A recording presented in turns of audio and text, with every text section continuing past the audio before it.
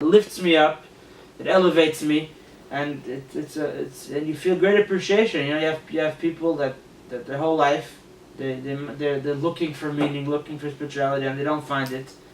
The Jewish ones amongst them, we have to reach out and give it to them. They have a connection to it, but there's people that wish they could do one mitzvah and they can't. They're goyim. They were made to be goyim.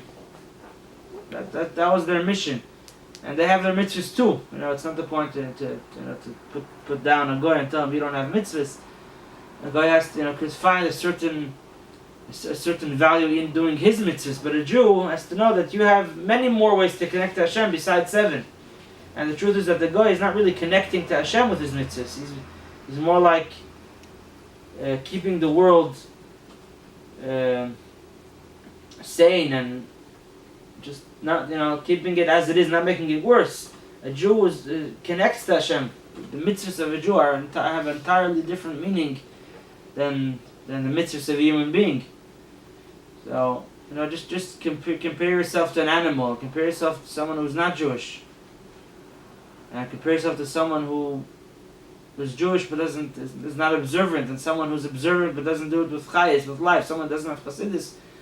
You feel great appreciation to Hashem for putting you into this position that you could connect to Him. You're given like these like an eights to break the routine, but because it's the routine that kind of keeps you from recognizing that. So it just occurred to me, because that's exactly what God does when He wants to conceal Himself. Is He creates the routine. What's teva? Teva's that's the greatest concealment. That's the greatest. That's what He does. So God, He creates a routine for the sun and the moon and everything out there, and it makes it look like that it's natural, not Him. So that's how God does to conceal Him, even though it's not natural at all. It's Hashem's constant, perpetual miracle, causing the sun to move and the moon and all that. But that just occurred to me. So that's what God does to create the concealment routine. So too for us, if we want to, it's the routine that is the concealment. Yeah, that's the mitzrayim. That's the exile. The routine, and we could be doing no inquiry, no fresh. What's ironic? So we could be doing so many acts. Just think of it. Like someone who's in prison, and there's a bunch of doors that he could run out, become a free man, and he just he's not aware of them. And he passes them every day, he walks through them every day, and like that elephant. Mm-hmm. Yeah, I said that the elephant, he tries when he's young to break out, and he can't do it, and he thinks that it's for life. Now we're in this jail in the world, this galus, and Hashem gives us, and we not only gives us, we actually do them. Our neshama, when we do a mitzvah, the neshama feels a certain freedom. The more you have the kavanah of the mitzvah, the more that freedom will fill you up and give you happiness and joy. We're passing every day. We do these things which give us immense freedom, and we just have to realize what they are. We have to realize that this is freedom. And then we're sent back to the goals to accomplish more, but we have many ways to become free. So Chazal are teaching us over here, in addition to the fact that you should know as part of your history that we are a nation that Hashem lifted us up. You think of it in an individual way and in a current way. Not only is it part of your heritage as a nation, it's part of your life as an individual. That you are going through every day. Hashem is offering you His hand to lift you out. To think of yourself as that guy that's stuck in the dung in Olam Hazeh, a world which is so distant and so far from godliness. But in Olam Hazeh, you have the ability to learn Torah, to connect to Hashem's mind, and to get a hug from Hashem and a kiss from Hashem. That's it's not only something. Shalom Aleichem. הכל בסדר? השם. בסיור. מתי התפילה? You're on Candy Camera. זה מאוחר. 9:30. 9:30. You're on Candy Camera. נו. קצת טניה. אתה עושה שיעור? יפה. איפה הבא? So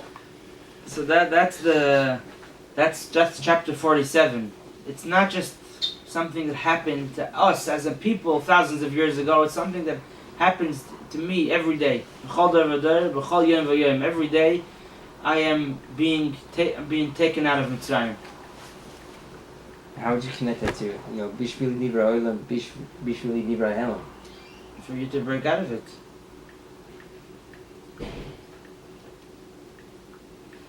And unlike the Yetzias Mitzrayim of thousands of years ago, which we experienced as a nation, which was an event that we could not have done ourselves, we needed Hashem to come and do it. Hashem, we didn't know when it's going to happen. Now we know. Hashem says it's already happened. In other words, I put you in the jail, but I showed you all the doors. I broke all the locks, and you just have to just push the door and leave the jail, leave the prison. It's up to you. No, then it wasn't up to us. Now it's up to me. Every individual has the ability. So, and a way to think about this concept is the concept of a bracha of the mitzvah. Every mitzvah, Chazal established that we should say a bracha on that mitzvah. And what does every bracha begin with? Baruch atah Hashem, Elokeinu melech haolam, asher kiddishanu b'mitzvosah. Every mitzvah is an act of kiddishanu. And we learn about two meanings of the word kiddishanu. One is kiddishanu, that like the concept of kiddushin, of betrothal, which means that just like an act of kiddushin, when a man, he takes a woman, he designates her to him, exclusively to him, and he dedicates himself exclusively to her, and we do a mitzvah. What's happening is that Hashem is coming down to us. Think of the great king, Baruch atah Hashem, you. And the Chassidus explains that you is the highest level, and then it goes down. Hashem is coming down level after level. Hashem, Elokeinu melech haolam, and Hashem is coming. Hashem's essence is coming, and He's saying, if you do this act, then me and you become one. It was interesting about I just noticed about the bracha that it's in the plural. Even though you're doing it, someone, ish prat, is doing it, but you're saying, was your God, our God, and Kiddushin, sanctifying us. That's very interesting. Even though individual is doing it, it's not like the whole Am is doing it all at once. That actually ties into what we learned earlier in chapter 41 and 42. That person has to always, rise above the notion that it's about my closeness to God. It's about, it's a more altruistic kind of love to Hashem. Like the idea of l'shem yichud, I'm doing it b'shem on behalf of Kol Yisrael. For everybody, yeah. It's a good point. So that's the concept of kiddishanu. When we do a mitzvah, like it says in Ayomim, that Torah mitzvah is the ring, the kiddushin ring, or the kiddushin ring that Hashem betrothed us. And that's what connects us to Hashem. That before getting into what a mitzvah is, just the concept that I am doing this act, and it connects me to Hashem. That's where the mitzvah means connection. But even more so, the word kiddushin comes from the word kedusha, which means separated and elevated. There's two ways the king and the simpleton could connect. One way is that the king will decide to live in the garbage. They'll be together. Another way is that the king will raise you up. And our connection to Hashem, a goy could also connect to Hashem. A goy could pray, and Hashem could answer his prayers. And when a goy connects to Hashem and Hashem answers his prayers, what happens to the goy? Hashem comes down into his parnasa, into his health, and into his happiness, whatever it is. He takes the divine down, and that's what he should do.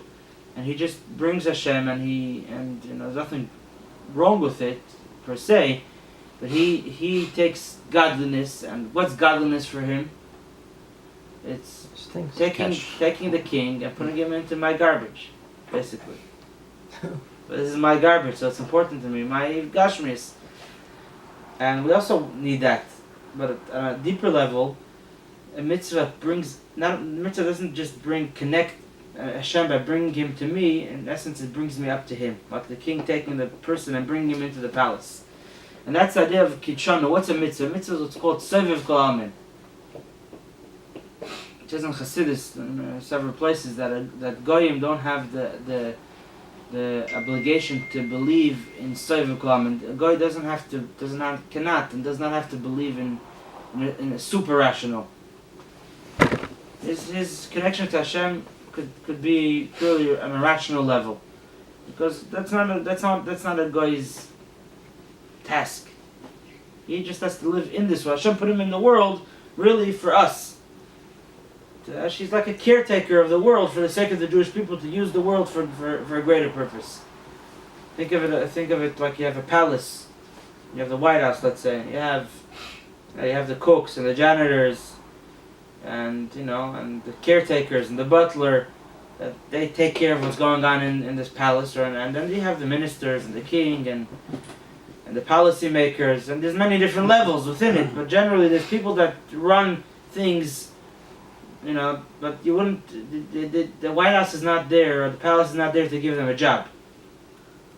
Since you need this palace where you have very smart people running the country, that's the real reason. So you also need people to clean the bathroom and to cook the food and to shellac the floors. So a guy is here. He doesn't have to rise to the higher level. That's not his. He cannot also. That's not his task. He doesn't have to believe in anything higher.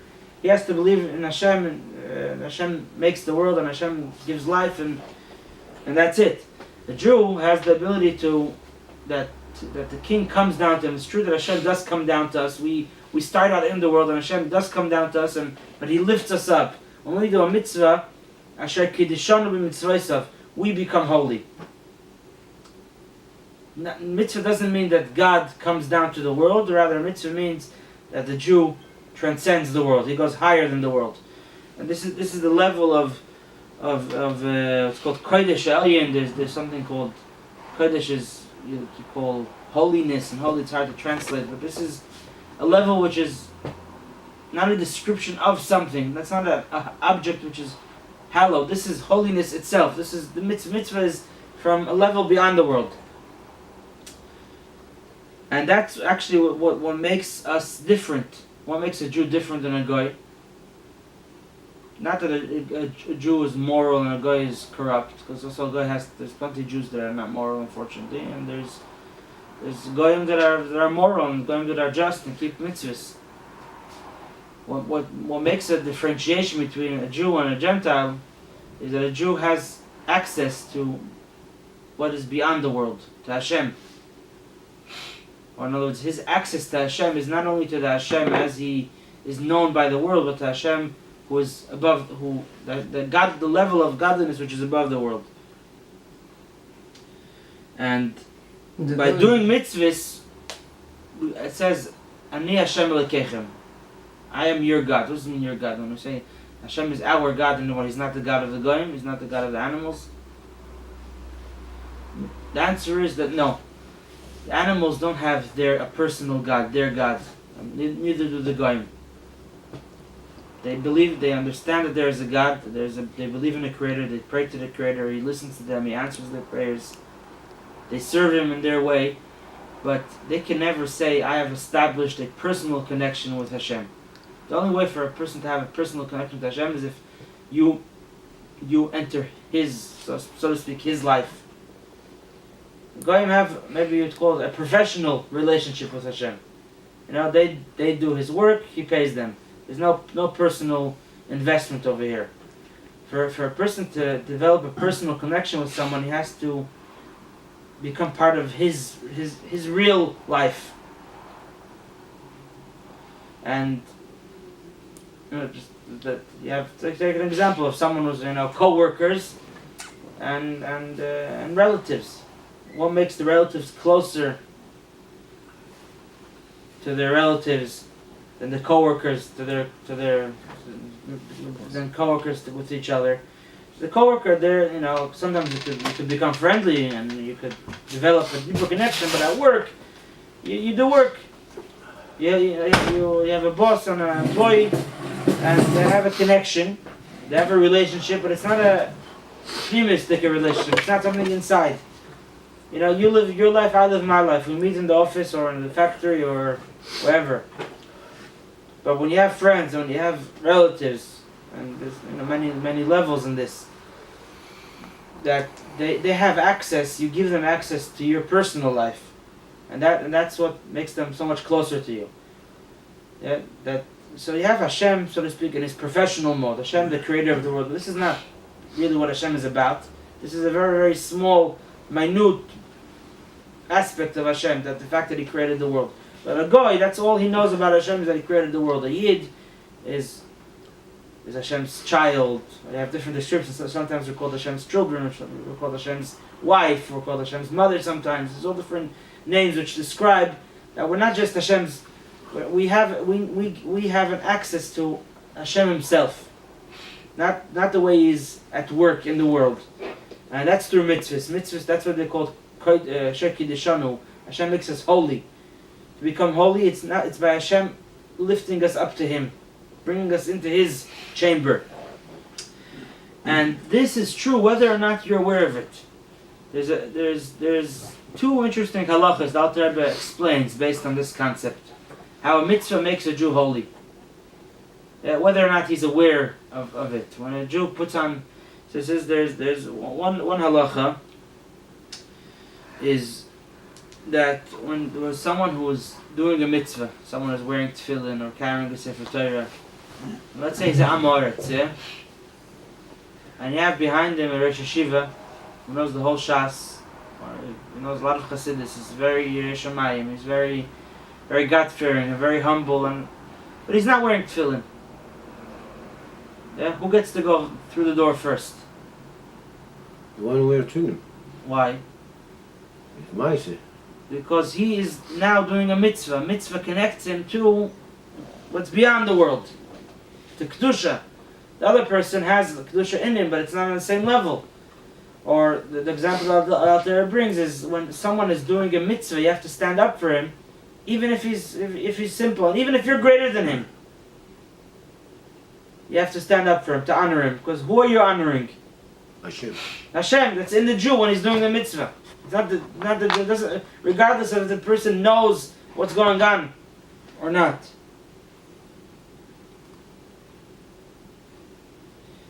Another example is what happens if God forbid, a Jew does a malacha on Shabbos.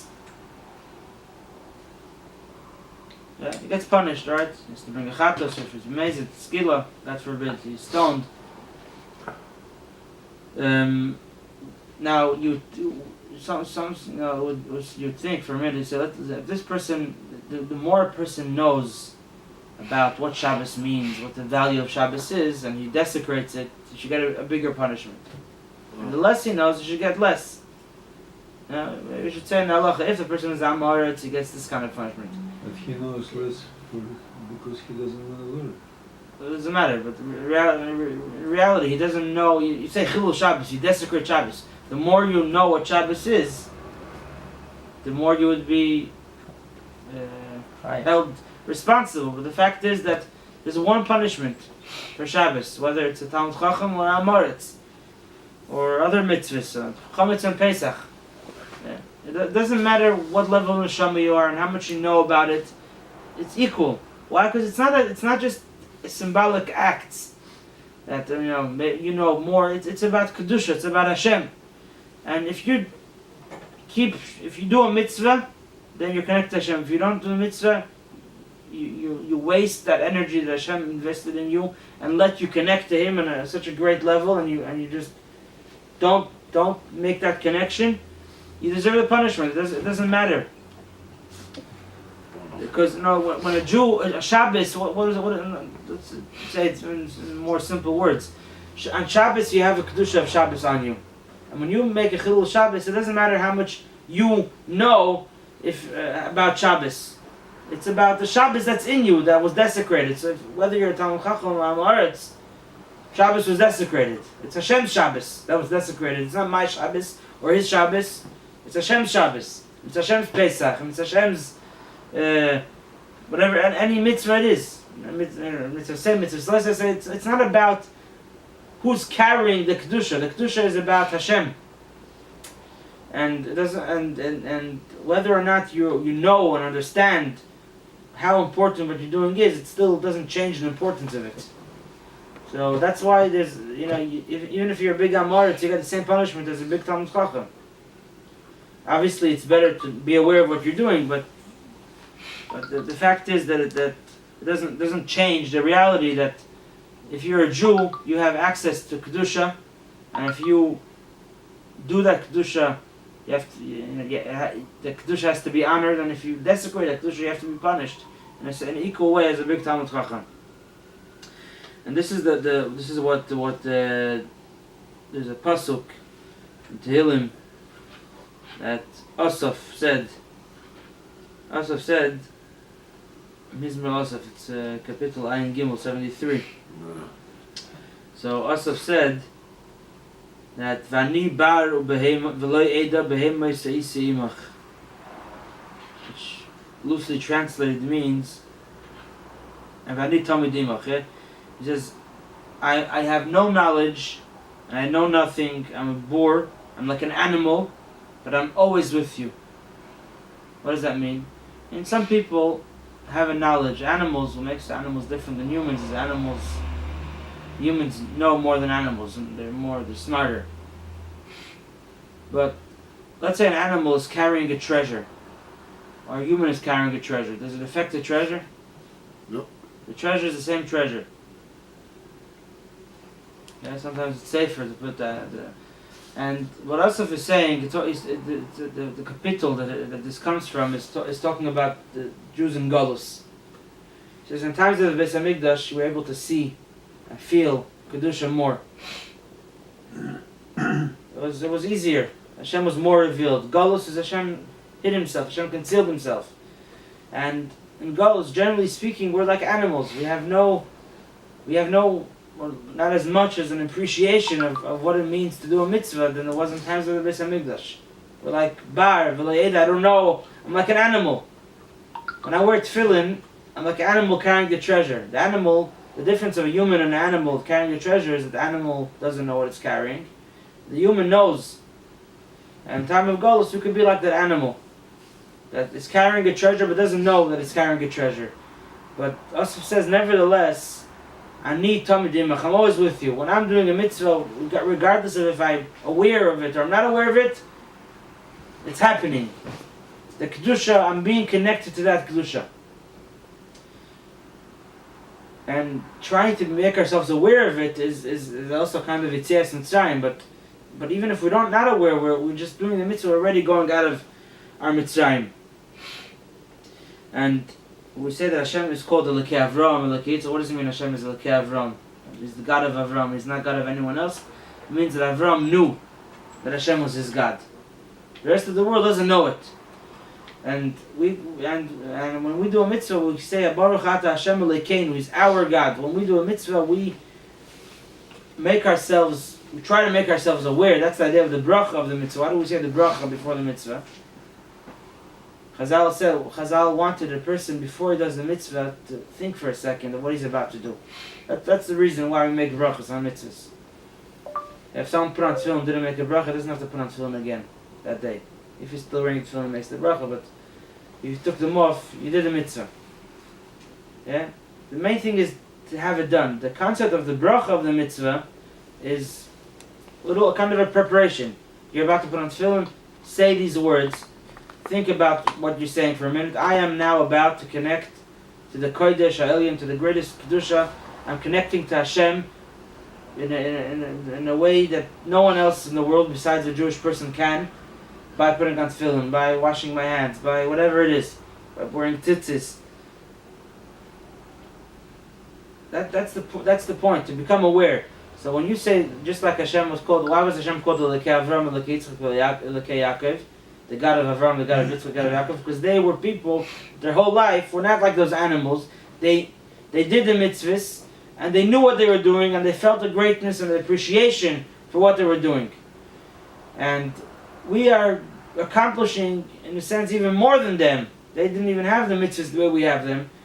And when we try, that's our one of our goals in life, to appreciate, to love Hashem because we're doing mitzvahs. Doing a mitzvah can make you love Hashem. When you realize how you would have been without the mitzvah, and Hashem gives you the opportunity to connect to Him in such a strong way, that should make you love Him. Not everyone gets this. It's an opportunity that Hashem gave to very few people, relatives. How many Jews are in the world? David? Percentage? What is it? 0.2%? Yeah, and within this 0.2%, there's there's much for Jews? for Jews in the world. That's like 0.02. 0.02. Well, Yeah. And Yeah. to me, that's just And America. there's so many other creations in the world that as much as they try, if a guy puts on tefillin, it says he gets schar, but he's not connecting to the divine. He has no access to it. And Hashem gives us access to Himself. He's letting us take Him. Yeah, the Zohar says, "V'yikchu li truma," which is a pasuk about it says, "V'yikchu li." Hashem says, "I want you to take me. I want you to be able to connect to me." How do you do it? By truma. Truma is the word Torah Mem, the Torah which was given in 40 days. And the Alter Rebbe says it should have said, "V'yikchu li utruma." You get in touch with me and with the Torah utruma. The Torah leaves out the word utruma. Why is that? Because when you learn Torah, you connect to Hashem. Hashem puts Himself in the Torah and mitzvahs. How do you take Hashem? V'yikchu. You want to get in touch with Hashem? The way to do it is Torah and mitzvahs. Maybe it's under there. There's truma, there's Torah and mem. Mem is for mitzvahs. I don't know. It's just I made up now. And so that's the and then when you think about this before you do the mitzvahs, as you do the mitzvahs, you say, "Wow, Hashem wants me to get to know Him Himself, something beyond the way He connects to the rest of the world, and for that He gives me mitzvahs." You feel great appreciation. This is Yetzias Mitzrayim. You're stuck in the worst place in this world, in the gashmis of the world, and in a sense, the more a person is low. Now, we just learned a week ago in the Rambam that it says a kohen who left. It says if a kohen, if God forbid he killed even by mistake, or if he did avodah zarah, he's not allowed to duchen. That's the halacha. But if he did any other mitzvah, any other avera, this is the Rambam. Even if he's he's not a good person, and you don't tell him not to do it. It says because when someone sins, you don't tell him do less mitzvahs.